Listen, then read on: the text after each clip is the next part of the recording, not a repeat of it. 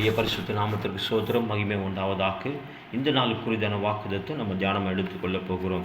பாருங்க, அநேகருடைய வாழ்க்கையில் குறைவுகள் காணப்படும்.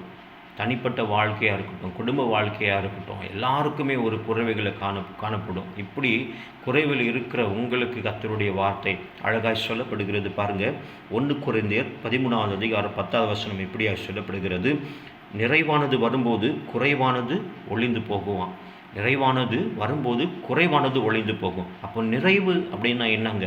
அப்போ இன்னொரு அதிகாரத்தில் சொல்லப்படுகிறது, பூமியும் அதனுடைய நிறைவும் கர்த்தருடையது என்று சொல்லப்படுகிறது. அப்போ யாருக்கிட்ட இருங்க? ஏசப்பா கிட்ட இருக்கிறதுங்க. அந்த நிறைவு ஏசப்பா கிட்ட இருக்கிறது.